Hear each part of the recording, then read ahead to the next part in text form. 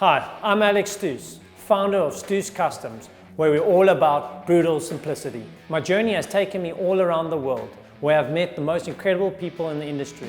I'm back now in Cape Town, South Africa, where I've built the headquarters of Stoos Customs. I would like to invite you in and show you how my amazing team and I customize, modify, and service these beautiful machines.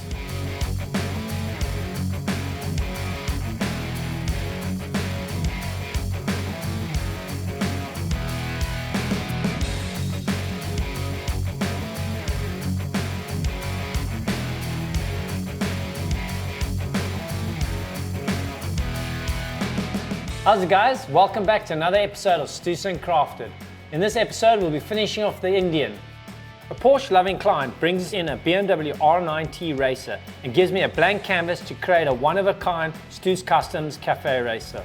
I get up before dawn to discover what goes into making the most delicious artisanal baked goods at Jason Bakery. And finally, head to the Winelands where I chat to Bertus Basson about the craft behind his success in all these restaurants. We give you a glimpse of what the guys are up to in the workshop. So, sit back, relax, and enjoy the show. The legendary German company Bavarian Motorcycle Works, BMW, is formally incorporated in 1913 as an aircraft engine manufacturer. In 1919, a plane powered by an updated Model 4 BMW engine sets an altitude record at over 32,000 feet. Just a few weeks later, the Treaty of Versailles is signed and Germany is forbidden to manufacture airplanes. BMW turns its focus to motorcycles. So as you can tell, BMW has its roots in motorcycles. BMW's first motorcycle, the R32, debuted in 1923 with a flat twin engine.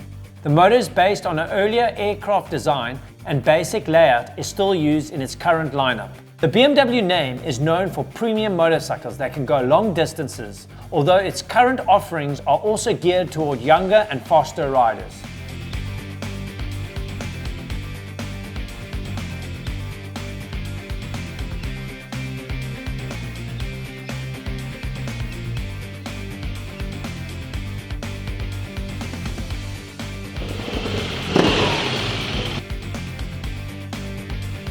Check what just arrived.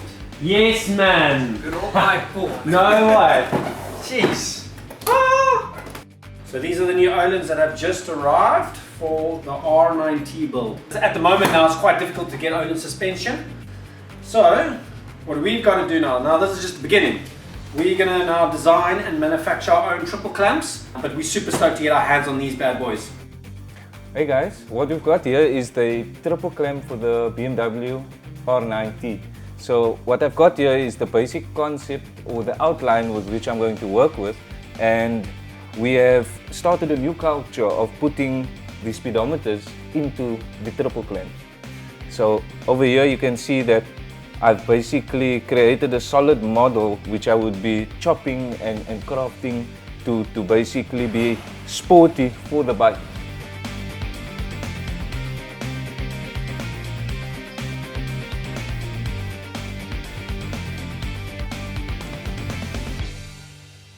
All right, finally, the R9T Racer is getting ready to be disassembled.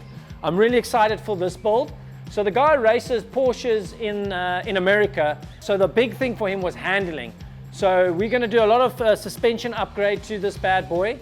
We're going to strip down the fairing. We're going to design and manufacture exhaust out of 316 stainless. And because he races Porsches, the end cap on the older Porsches is quite iconic. So we're going to incorporate that onto the build. But like I mentioned, the suspension is the biggest key on the build.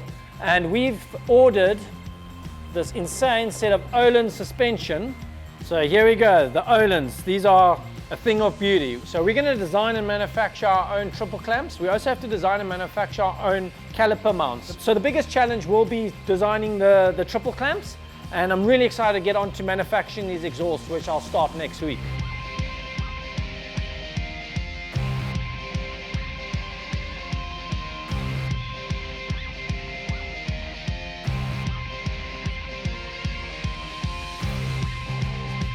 Alright guys, so here we got Power Vision, and this is software updates for essential tuning when you do your breather and exhaust. Obviously this gives the bike the update on the software and tells it that it can fuel better and gives you the performance and you don't hurt your motor.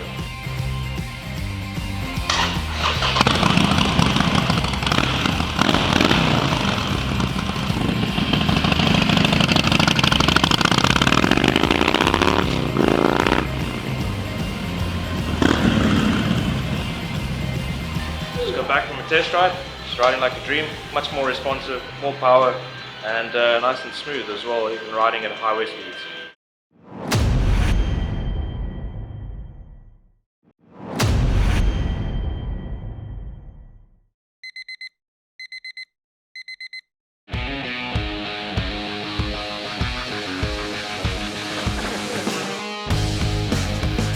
So this style of life is the Triumph Bobber. So what we've done in the back here, we've changed the rim and we put a 180 rear pie on with knobbly, and then we machined out the tail light section so we could have the run brake light incorporated in the seat with the badge build number.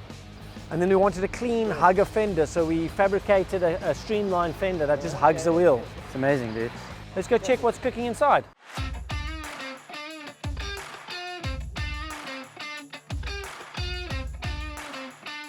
Thank you for having us and showing us what's involved behind the early hours of crafting delicious goods. So the day usually starts at about between 3 and 4 a.m. The customers are expecting a certain amount of goods. Yes. We bake today for today, so everything's made fresh. Some items take us 3 to 4 days to produce. We don't put any preservatives or enzymes or dough improvers or anything, so it's the natural product. And that's why it's so important to try and calculate how busy you're going to be for the day. Exactly, and you get to gauge it, but sometimes you just get taken out completely.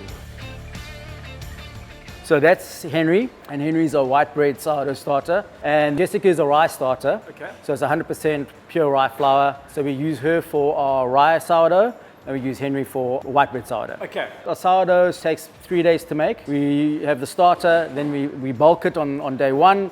We make the dough on day 2 and shape, and then we cold ferment and bake on day 3. We also use Henry in our pizza bases. The breakfast pizzas, they're incredible. Breakfast pizzas are great.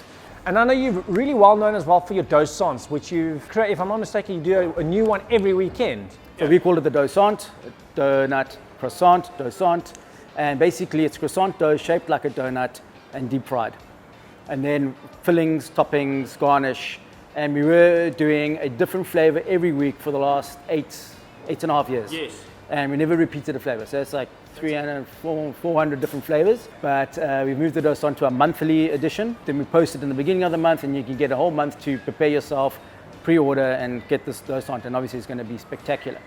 There's obviously a passion and dedication that drives you to wake up at 3 in the morning, and I mean sometimes you're here till the evening.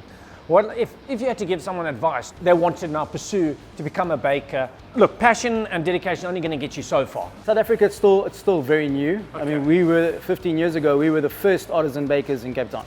Yes. In Europe, you've got 5, 6, 7 generations. Yes. You know, so this craft of baking bread is fairly new, even though it's the oldest style of baking bread. So it's, as I was saying, it's relatively new. There's not a lot of bread courses. And apprenticeship seems to have like kind of fallen away these days. The youth these days, you know, they study a month pastry course and then come here and want to be the head pastry chef or the head baker. But then also during lockdown, everyone became a sourdough expert. So but you guys have kind of built an institution, if you want to call it. So you've created a style. Like I've got my style of how I build a bike and assemble a bike. You've got your baking style. Which you can see in all your goods and the way you display it. Well, I guess it's because we're creatives. So it's a natural process that you want to just always create, and you don't want to be just hit the status quo. And also you want to keep the public excited. Yes. And there's nothing more rewarding than them coming in and tasting something and go, that's good. So if you remember, I brought my FXDR to you when I got it, and we did the pipe, the heavy breather, the tail tidy at the back. Yeah. There's actually no FXDR that has a tail tidy like that. There's nothing, no. Yeah. And there's no FXDR that looks like that either. Yes, 100%. And it's definitely really clean, neat. You can look at it and go, that must be Jason's FXDR. And the workmanship is unbelievable as well. Yours, not Harley's. So that carries through from the baking, the customizing of our croissants and our breads, through to the bikes. Your craftsmanship gets carried in through many products, not just what you create. Talking about bikes, I think we need to go for a ride now.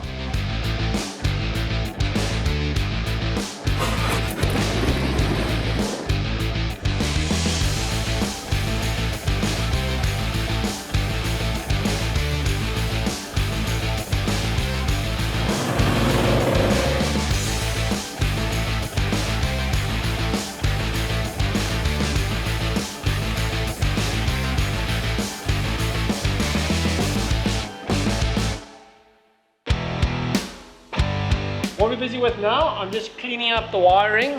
Client with a fused ankle has asked us to install an electric shifter. You'll just be able to shift up and down from the top here without having to use his foot. Obviously you'll still have to use the clutch. So now we're just neatening up the wiring and then going to take it for a test ride.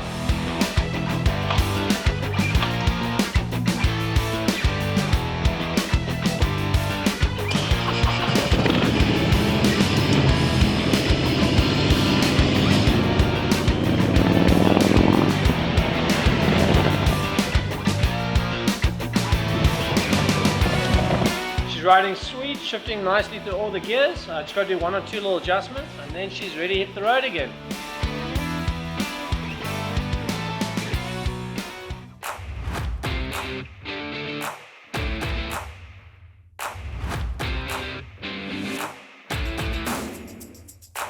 So we got the paint back and it looks really awesome, and we just had a meeting with the client and he's so stoked.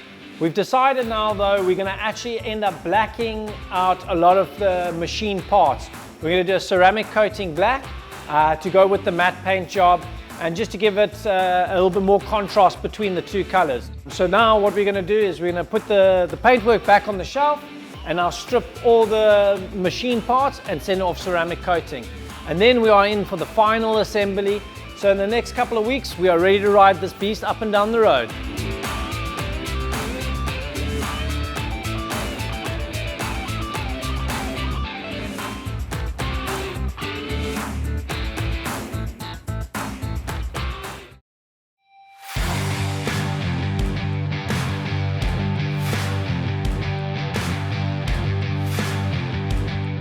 So the Indian, it's been quite a special build for us. It's our first Indian that we have been given. So we're really excited about this project.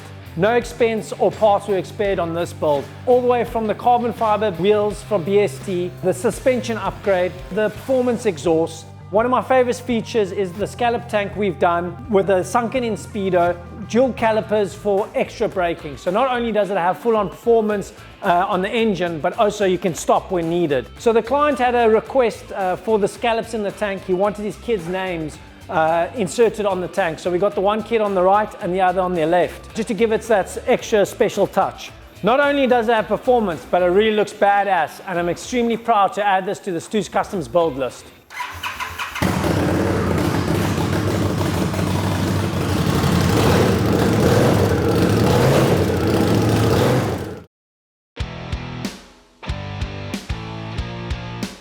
Alright, so an update on our R9T project. The biggest thing that we've got to is designing and manufacturing our triple clamps. The client wanted the risers to be adjustable. So we've designed a system where it clamps into the top triple clamp, where the client can adjust the angle and the height. So now I'm busy with designing and manufacturing the front fender. All I've got to do is the billeted fender mounts. We've done it out of aluminium so that we can replicate the polished tank. So this is the muffler we've manufactured, our 316 stainless, and as you can see we've billeted the end cap that has been inspired by the old Porsche end caps. I've just got to fabricate the exhaust, the muffler mount, and it's going to hold the muffler right next to the LED housing, so it gives you a nice clean look.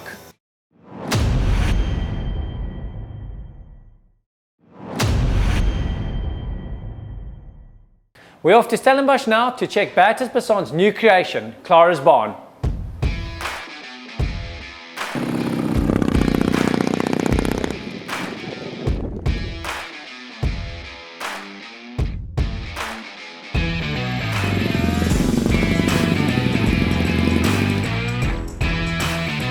Alex, how's it going? Welcome to Clara's barn. Thank you for having us. This is a beastie. Yes, so this started life off as a R90. The client wanted an old school looking bike but with a modern day technology. So we actually stripped it down and we built this beast. That's beautiful, huh? The one thing we did keep, just to give it that the R100 look, was the tank. Yeah. So this is actually off a 1982 R100. That's insane. Is she comfortable to ride? She is. She is a lot of fun to ride. Yeah, she's very pretty, yeah. This started life off as a solid block of aluminium, probably about 6.5 kilos, and then we machined it down, and then we did the spotlight to match it. Then we manufactured a set of crash bars, and we did a hugger front fender with the knobbly tires. And then in the back, we redesigned the subframe to take a pillion as well. And then as well, our foot pegs, the same as that you got on your Sporty. That's cooler. And the leather work? We actually got inspiration from the client's Gelandewagen. He'd sprayed in this color, so we did the color match, and then the interior we did the same brown, and then as well with the stitching on the seat. Listen man, life goals is having a bike to match your car. 100%. It's an incredible bike. Alex, well done. Thank you. And your bad boy? Yeah, this is a 2016 Street Glide. I use it as a daily rider. Yeah. And I go everywhere with it. And his name is Hell's Bells. Hell's Bells. Hell's Bells after the AC/DC tune. You know, Rolling Thunder, pouring rain. Yes. It's this guy. Oh, awesome. And it's also practical that you can throw your knives in and whatever you need to do to go to the restaurant. 100%. When I bought it, I chucked my aprons on the one side, my computer on the other side, knives in there. I go to work on it. And if the sun shines, I'm on the bike. Fantastic. Yeah. Should we go check what's Like, happening let me go inside? show it video. Yeah.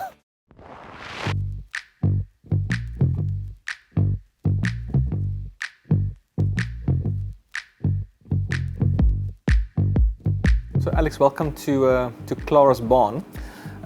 She's not open yet, she's opening tomorrow. This is our new restaurant. She looks absolutely incredible. The architecture, it's very cool what you've done with the old barn. Yeah, you know, I think it's like a marriage for us between a space that's historically very significant. It's the oldest barn in the area of, I suppose, in the Western Cape, they say, and something that sort of celebrates South African history, but also has a few modern touches to it. Give us a bit of a background of where it all began. You've got quite a few restaurants under your belt now. Sure, Alex. So, you know, I had a career before restaurants, which was, you know, very different. But I think let's take it from the restaurants. Yeah. So I opened my first restaurant, 15 years ago this year.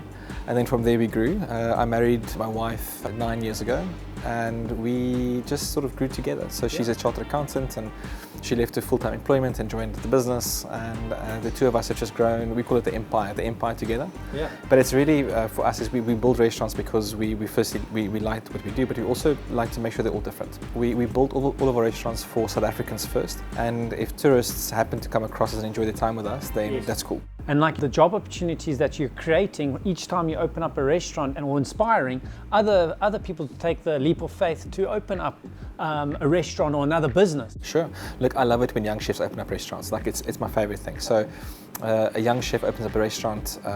It's even better if they're self-funded, so they don't have, you know, they know they've got to work hard to make it work. The cooking in sort of chef-owned restaurants is always more inspired, more creative. You know, like, you know, the Oaks are really working to keep their heads above water, and it's really encouraging for our area. You know, the fact that there's new life constantly flowing in our industry. Obviously, you've got a passion for food, but is it the entrepreneurship, what you're creating, the driving force, or is food the byproduct? Yeah, it's a difficult question. You know what I mean? It's, you've got 7 restaurants, and now, like you're saying, is what drives you, seeing other chefs making something of themselves. Business and entrepreneurship is one thing, but we understand that food for us is sort of everything. And you know, when you're a young chef, you think to yourself, sure, you know, I must be like a European chef, and you know, I cook like this or cook like that. And then one day, you know, I just realized that I'm not European. Yeah. I'm South African. This is who I am, and this is where I'm from. There's no other way but to celebrate who you are through food. And it was probably the biggest revelation of my career, was just being South African. If you apply yourself and you become good at your craft, then you become valuable. Yeah. And when you become valuable, you become worth more. And if you work with the right people, they see the value in you.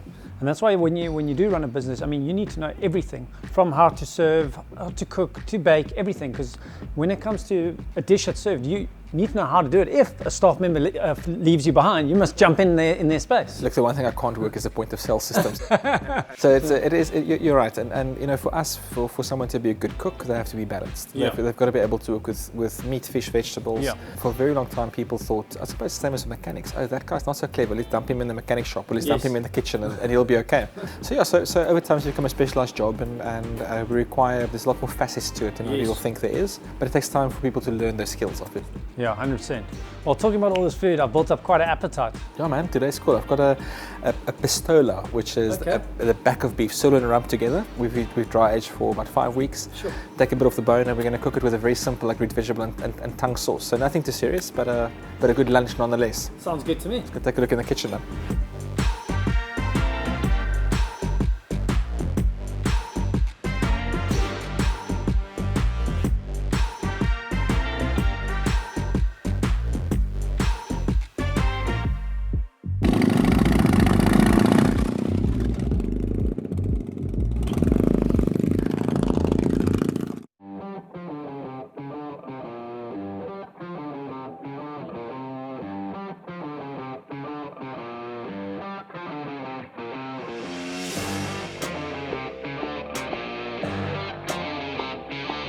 So today we got a real special bike in the shop. This is the Kawasaki H2R.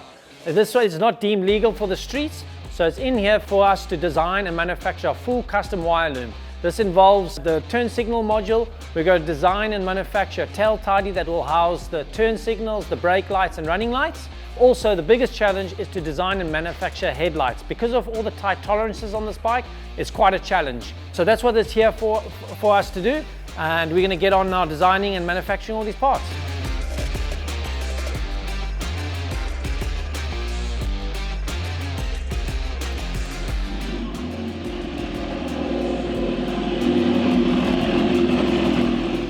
So we have just finished doing the street legal conversion to the H2R, and it looks really awesome. So I'll start off with the turn signals.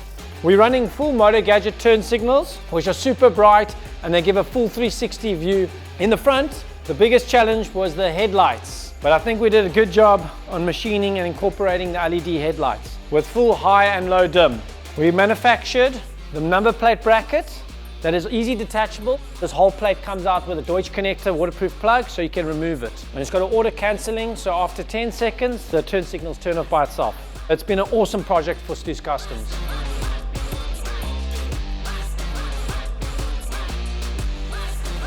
So I just rolled the R90 off the bench. We finally got done. There's a lot of attention to detail in this beast, and not only does she look good, but she actually rips.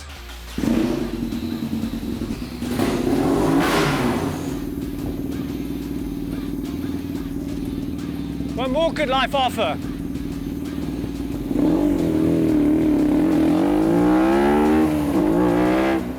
In the next episode, I host the extremely gifted ink artist, the Ink Pirate, and see how thousands of pen strokes makes up the perfect masterpiece. I only use permanent Indian ink because that infuses with the cotton paper. I take on my passion project, which is started life off as just a motor, and we fabricated everything in-house from the frame to the triple clamps. And we have another event-filled birthday bash, Stoos style.